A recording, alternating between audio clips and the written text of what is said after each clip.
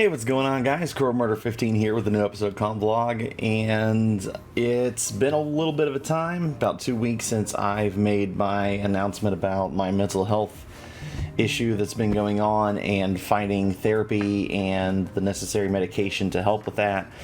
And I feel like I'm slowly getting at a point where I'm able to kind of start getting back into the swing of things a little bit. Now, I have been prescribed medication to help with this, and according to the physician, they usually takes about 6 to 8 weeks to kind of get the full effect of the medication and kind of the results that you're kind of wanting, or at least seeing what those results are going to be, if you can stay on that medication, if it's doing what it needs to, or if you need to be prescribed something else if it's not working. So I've been on the new medication for roughly about a week now, and even though it hasn't fully gotten into my system and like fully affected within that 6 to 8 weeks, I can honestly say that I've been feeling a little bit more mellowed out. Like, there's still times where, not necessarily with depression, but at least like anytime like anger starts to spike or something like that, it's been kind of numbed down a little bit. Like, there still are those moments, but I've kind of taken notice of it's slowing down a little bit. Like, I don't get as angry or as irritated than I used to. So I'd like to say that it's working for the most part. I haven't had any depressive thoughts or anything recently. But like I said, it's still in the early stages right now to where I don't know if it'll be fully effective or not. I'm hoping it is, and so far it's been seeming to good, but like I said, it normally takes about 6 to 8 weeks to really tell if the medication is doing what it's supposed to. But I'm feeling a little bit better. Like I said, I'm not quite up to par yet, but I can slowly feel it like getting a little bit better, so I'm slowly starting to feel like I'm getting ready to get back into the swing of things. But stuff that's been going on while I've been doing that, been taking care of my mental health. I recently attended Matsuricon 2022, had a blast. Nikki had been going for this. I think this is her 5th year that she went before the pandemic hit, and the past 2 years it hasn't been able to attend because they had to cancel it due to the pandemic. But it was fun. It's definitely a con that I would recommend going to and would definitely like to go to again. I will say there were some hiccups here and there where Nikki and I had the plus memberships or the plus badges, and there were certain things that we were supposed to be able to do and they didn't get to that, such as getting into the vendor's room early, getting main access to main events that were going on a few minutes early.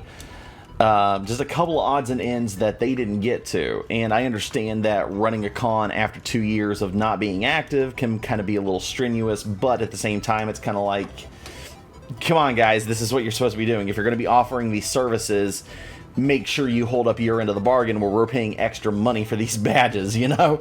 But all in all, it was a great time. I got to meet 4 different, 3 voice actors and a musical artist. So I got to meet Kyle Hebert, who is the voice of Gohan and or adult Gohan and Ryu from Street Fighter. I can't remember his last name off the top of my head. Griffin. Hey babe, what's Griffin's last name? Burns? Okay, Griffin Burns. He voices Child from Genshin Impact. Also does a bunch of hilarious social media stuff on his TikTok and Twitter. Hang on, I'm trying to remember the Caleb Hiles, who is originally started as a YouTube musical artist. He used to do covers, but more recently, over the past couple of years, he's been going out in his own music, doing original music, and it's actually been really, really cool. Like, his original stuff has been amazing. And the other one I got to meet was Joel McDonald. He did the voice of Captain Flint in Borderlands 2. Keelik and Soul Eater. There's a bunch of other stuff that he's done. But it was really cool. There were a few others that I wanted to meet, but due to time constraints and I'm not gonna lie, Nikki and I spent a majority of the time playing the ribbon game. If you don't know what the ribbon game is, long story short, essentially it started back in 2007 at one con over in the West, I think somewhere in California, and it just kind of divulged and like started spreading like wildfire essentially. To where people can order ribbons through the con itself, or depending on what con you go to, they do orders and such. And they just got cool little designs on it. You can do them from different fandoms, different video games, anime, pop culture, doesn't matter. And it's a cool way to kind of just interact with people, to meet people from the same fandom that you're a part of. And it's just really, really fun. So that was a majority of the con, to be 100% honest. I like to... Matsuricon basically became Ribbon Con, I'm not gonna lie. But, like I said, it was still a lot of fun. I'm definitely can't wait to go back next year. As far as cons go, I actually want to start looking into what conventions Florida has to offer, because where I've only been living here for a little less than a year now, I want to see, what Orlando has to offer. I know that there's been one in Tampa that actually just happened a few weeks ago. So I really want to check those out, because don't get me wrong, I enjoy going to these other conventions and stuff, but I also like to do local, to where I don't have to, fly and spend all this money on flights and all that kind of stuff. But, it is what it is. Like I said, Matsuricon's been one that Nikki's been going to for quite some time, and this was my first year attending, and I really, really enjoyed it. Now, as far as updates on the channel and what I'm going to be doing with it and streaming, where my mental health has been slowly starting to get a little bit better, if time is permitting, I would like to start streaming around the beginning of September. I can't say for sure when the first date I'll be streaming it again is, because I do not have my full schedule for work yet when it comes to the very first full week of September. Like, I have the first couple of days, but that's like a Thursday and Friday. So I want to make sure I get a full schedule, which I'll be getting hopefully this Saturday. So that'll be coming up. Now, as far as any videos on the channel, I've actually been thinking about doing some more musical stuff on the channel. I've actually been talking to a few people when I was at Matsuricon, talking about different stuff on my channel, and there was actually a little bit of feedback saying, like, hey, you ought to do some more musical stuff. So I'm thinking about branching out to, like, not fully converting the channel into just musical stuff, but honestly doing a little bit more vocal stuff as far as singing, musical projects, because I have done that in the past. I've done rock covers of different things. I've had my Mega Man 2 medley. I had my cover of Friends on the Other Side, voiced as Alistair, and just a couple of odds and ends in there. But I would like to start doing some more music projects for the channel, so be on the lookout for that. I have a couple of ideas of what I want to do so far, but I'm not going to be giving any dates of when that'll be released. It'll just be out when it's out. As far as the top 10 countdowns, I still haven't touched that at all. Honestly, I'm going to be 100% honest, I really haven't had a drive to finish the current one that I have right now. And it's not that I don't want to work on it, like, I don't want to stop doing top 10s altogether. It's just I really haven't had a drive to do it.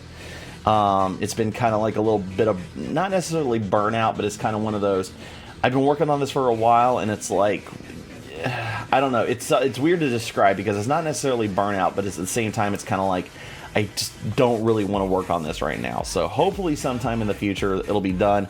I still have quite a few ideas for top 10 countdowns that I want to do, and I still want to continue that. But I don't have a necessary date of when that's going to be happening. But other than that, guys, that about does it for this episode.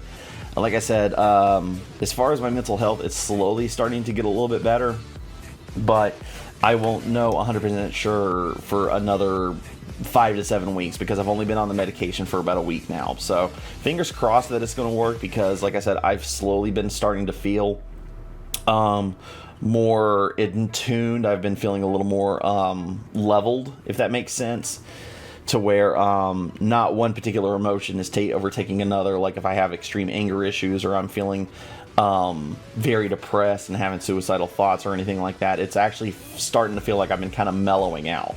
So fingers crossed that this medication works, because I've been feeling better, and I'm hoping that it continues to do that and eventually level itself out to the point where, yes, my emotions will, still come out, but they're not going to be over exaggerated. They're not going to be overwhelming or overtaking and being like something that, normal.